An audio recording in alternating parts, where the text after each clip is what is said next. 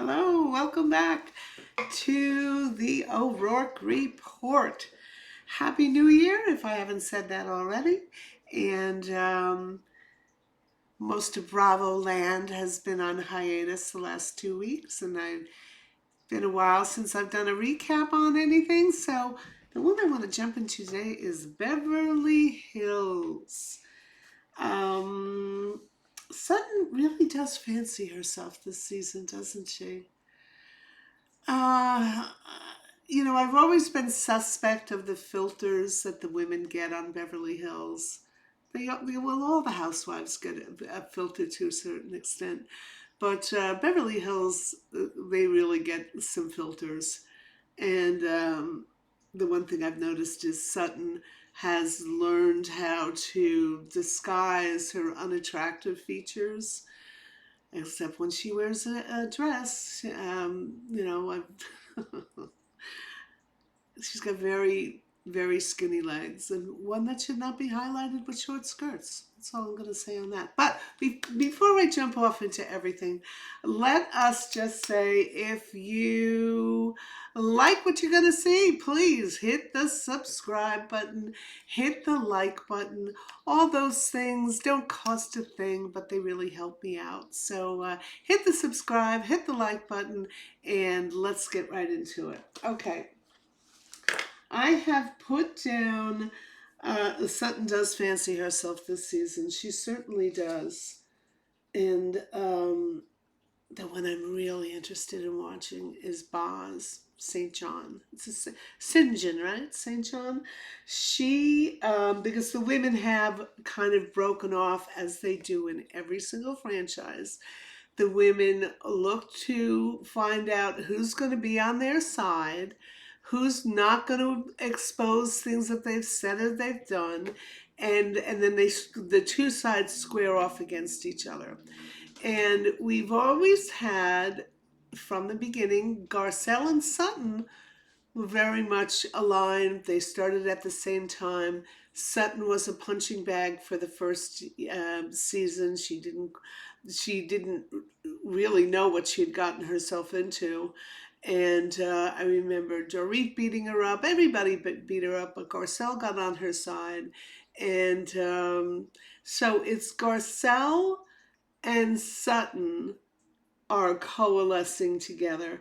We have now this Jennifer Tilly melding into that threesome.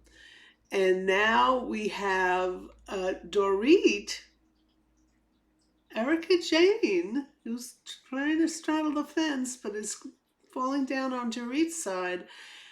And Boz has aligned herself with, or gravitates towards Dorit's side of the story.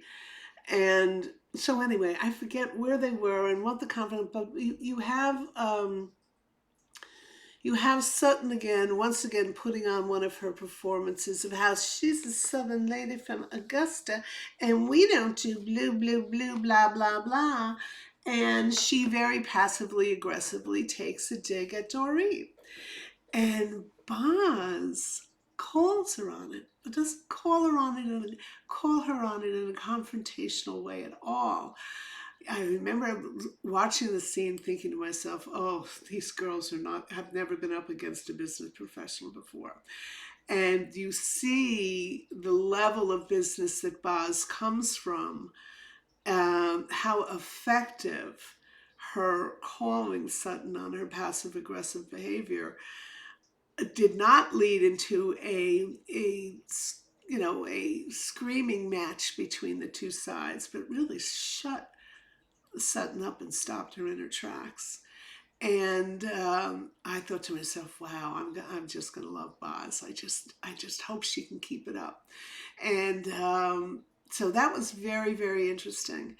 The other thing that I thought was interesting, and we've seen a little bit of this before. Where are my notes on this one? Is Erica Jane with her therapist. Now, I'm very skeptical of any therapists which we see on these reality shows all the time, and they're always the same therapists. It's just a handful of them that allow for their sessions to be taped. And this is the same therapist where Erica said she didn't know how to feel empathy, which kind of gives you a little bit of a clue into Erica's real personality. She's acting empathetic now. She's not really empathetic on any level so far that we've ever seen, but at least now she acts empathetic. And that's, half the battle, I guess.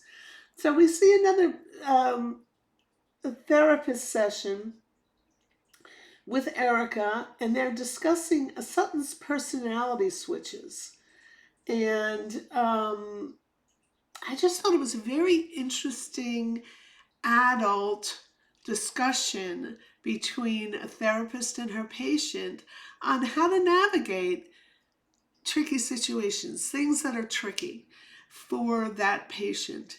And I thought that was a really interesting insight, as much as I really, I'm skeptical of these therapists that allow their sessions to be taped. I thought this was a particularly good one.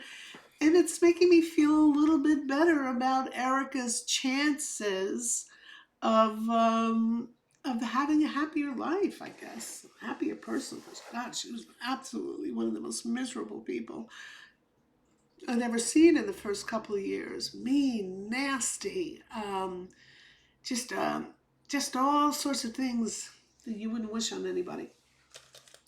Okay, so apparently there was some sort of, who threw this party? The Diamonds and Denim and Diamonds party.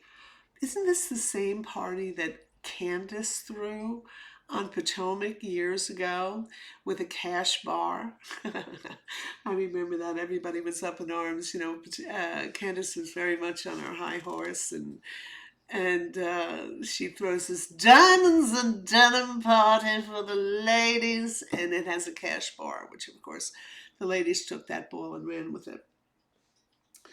So yeah, they had a denim and diamonds party, and I just thought that was funny.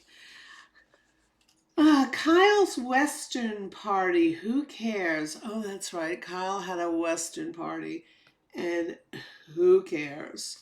So, God, Kyle is, I think the last episode or the last show I did spoke about the authenticity of Mary Cosby and what she's showing the camera. And it's the complete opposite of her is Kyle. I just don't believe anything she does or says. And I think with Kyle, since this probably goes way, way, way, way, way back to when she was a kid. She was a kid actor. She was on Little House on the Prairie. It's probably the way she's always lived her life.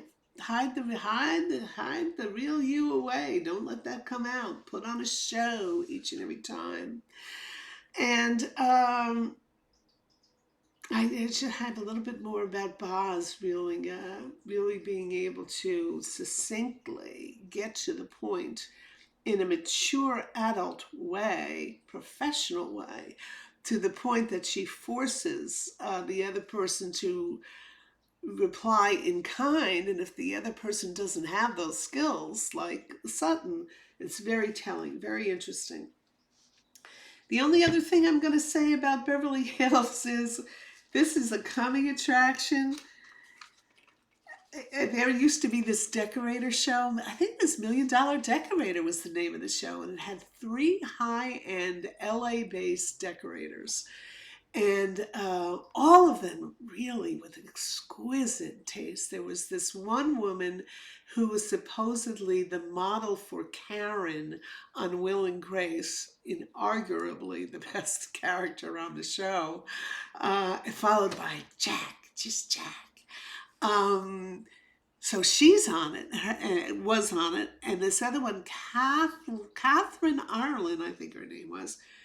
Incredible taste. And the third, and these are all decorators that do really, really $100,000, maybe even $1 million jobs. It's just, these are the high end people. And one of the decorators was this guy, Martin Bullard. He's one of these guys that have such a plummy accent. And, he's probably from Shoreditch. Or he's somewhere in the East End, but his accent is plummy. Well, when you want to talk about two phone balloons, meeting up, we have a coming attraction of Dorit and Martin Bullard designing something. I can't wait. I hope the whole show is dedicated to it. And I am looking forward to that. Okay.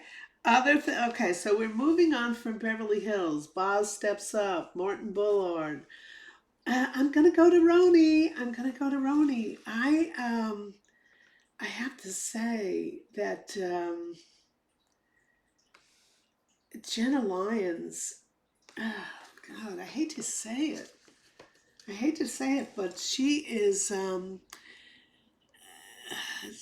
There's an ick factor about her, and I don't want to say it because I don't want you to think that I'm commenting on her looks. She struggles with the things that she struggles with. Um, Her hair, her alopecia issues, her eyebrow issues, her dental issues, and despite all that, she really can strike a regal presence. And again, high up there in the business world. I mean, she was extremely successful with J. Crew, made millions over that, still has a sterling reputation, I guess, in her business, which is the business of 7th Avenue. And, but boy, oh boy, there's something really creepy about her, especially when, they all had, I think they were meeting Raquel, who is the one who came from the fashion world, no, the art world, and she's an art curator, and she has a lesbian relationship, and she is Puerto Rican, and they go to meet her mother. I think they go to Puerto Rico. Yeah, they do. And Sai is also Puerto Rican, so there's, a touching connection between those two women.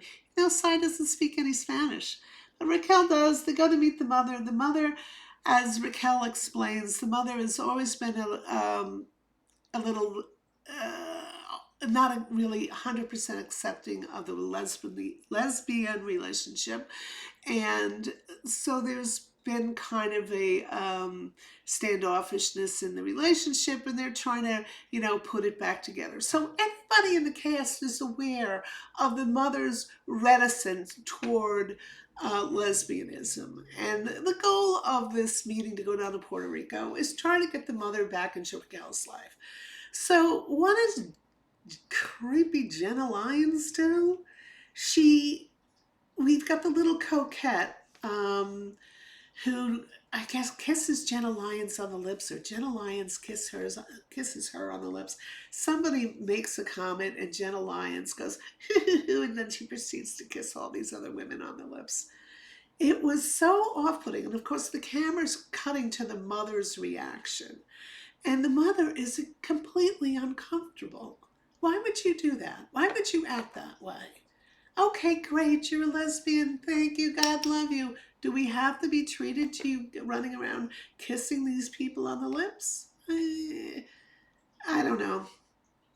Maybe I'm reading it wrong. I just think that she had an obligation to be respectful to her audience in that room at the time, which was Raquel's mother and all the other people, and she wasn't. She chose not to be, and she does that every once in a while. Like there was some dress she wore to some party, and it was outdoors that was in the shape of a vagina. I don't care. Wear a vagina dress all you want, but Jenna Lyons in a vagina dress just equaled icky. Just equaled icky. And I don't know. I don't know. I'm just not thrilled with this New York cast. I'm not thrilled. And the Cupid doll has announced that she's leaving. drawing a blank on her name. Hold on 1 second. Let me get that. Sorry. Bryn Whitfield has already announced that she's leaving the show. She's kind of the punching bag this year. And and rightfully so, actually. I mean, the whole cast is just not happening. Who else do we have here? I mean, I don't want. God knows I don't want Ramona back or that crew. And when we talk about the Southern hospitality, remind me please to bring up Luann, who was the secret star of that show. We have Uba, who's always fighting with people. We have Erin Litchke, who emasculates her husband. Not real fan of her. And the Scientologist, whatever her name is. I mean, the whole cast, there's just nothing's happening with me yet. I mean, sometimes it takes a while for a cast to catch on, but there's a lot not to like about this cast, too. That's what I'm going to say about that. Okay, so I think that's all I have for the day. I don't have really a lot. So we caught up on Beverly Hills. She's up. Martin Bullard, Jennifer Lyons. Sorry, sorry. And I'll give you a little odds and ends. James Kennedy. I mean, the questions now become, what do the producers know and when do they know it? I know as a viewer, we knew back when he was dating Kristen Doherty and he spit on her front door. I mean, we knew there was something off with this guy. We knew he was a violent drunk, one way or another, which says to me that Rachel Leviss probably has a very good case against Bravo on this, because Bravo allowed that season of them tearing her to shreds, led by James Kennedy. They allowed that to happen, and it should have never happened. She should have. It just interesting. I want to know, what did the producers know, and when did they know it? And we haven't heard much from LVP on this, and I think there's more to come on this story. So anyway, let's just finish this up and say, if you want to hear more and you want to be notified every time there is a new episode of the O'Rourke Report, please hit the subscribe button, hit the like button, and I look forward to seeing you here next time on the O'Rourke Report.